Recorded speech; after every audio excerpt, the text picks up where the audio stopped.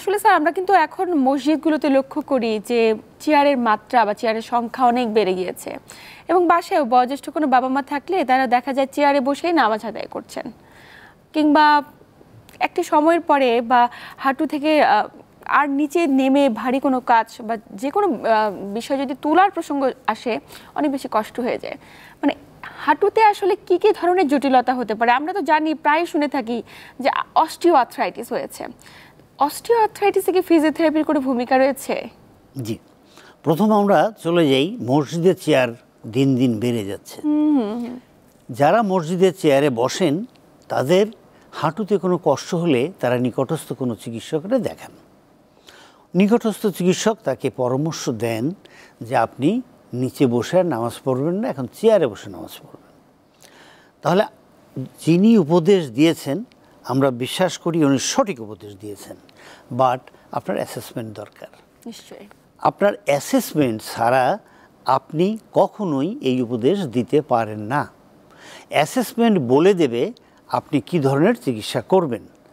এখন ওই যে রোগী আপনার কাছে আসছে তাকে আপনি নিয়ে অ্যাসেসমেন্ট করেন, নিয়ে অ্যাসেসমেন্ট করে বের করেন যে তার নিয়ের অবস্থান চেয়ারে বসা না নিয়ের অবস্থান উনি নিচে বসবেন।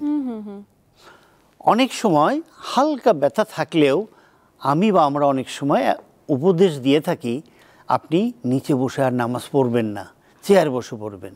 উনি কয়েকদিন চেয়ারে বসে নামাজ পড়ার আর নিচে বসতে পারবেন না, এই যে জয়েন্ট রেস্ট্রিকশন হয়ে যায়। তো সুতরাং আমার অ্যাসেসমেন্ট ইজ ভেরি ইম্পর্টেন্ট, যেটা আপনি বলছিলেন যে মসজিদে নামাজের জন্য অ্যাসেসমেন্ট করে যদি দেখা যায় যে ওনার অল্প প্রবলেম, আমরা ওইটাকে বাঁকা করে দিতে পারি।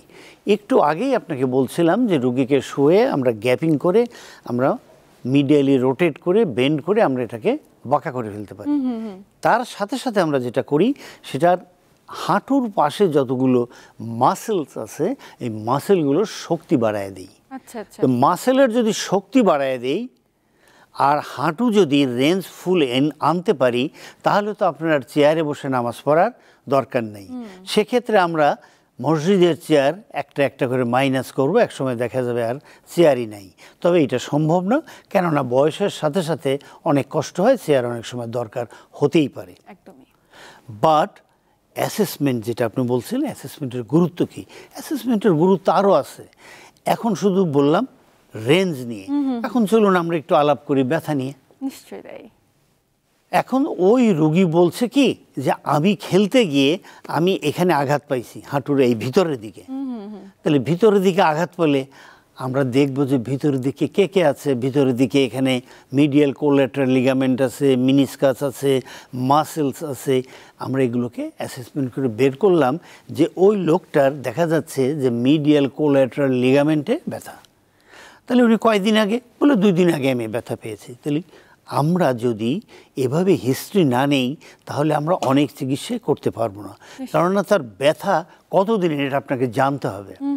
ব্যথা কতদিনের এটা জেনেই তাকে চিকিৎসা দিতে হবে। অল্প দিনের ব্যথা হলে আপনি একরকম চিকিৎসা করবেন, বেশি দিনের ব্যথা হলে একরকম করবেন। সাধারণত যাদের এরকম নি প্রবলেম হয়, এদিকে যাদের কষ্ট হয়, খেলতে গিয়ে ব্যথা পায়, তারা ওই দিন বা একদিনের মধ্যেই আমাকে বা আমাদেরকে ভিজিট করে। আচ্ছা আচ্ছা। তাহলে আমরা অল্প দিনের ব্যথা মানে একদিনের ব্যথা আমরা এখানে আমরা ডিপ ফ্রিকশন করব সুন্দর করে। বা ডিপ ফ্রিকশন করার সময় নি কোথায় থাকবে, আমি যেটা করি সাধারণত নির নিচে আমি একটা নি বল ব্যবহার করি। মানে নি বল এই জন্য বলছি, এস বড় নয় আবার একদম ছোট নয়, একটা এমন একটা সাইজের বল আমি নিতে দিয়ে রাখি যাতে মানে একজ্যাক্ট পজিশনটা আমি পাই। যেমন একটা বালিশ বা একটা টাওয়াল দিলে অনেক সময় কম বেশি হয়, বেশি নিচু হয়ে যায়, বেশি উঁচু হয়ে যায়, অথবা উঁচু করে রাখি টাওয়ালের চাপ লেগে হাঁটুটা আরও লম্বা হয়ে গেল, বাঁকা থাকলো না। সেজন্যে নি বল ইজ ভেরি ইম্পর্টেন্ট। একই রকম বেন্ড, একই রকম বাঁকা থাকবে এবং চিকিৎসা করতে সুবিধা।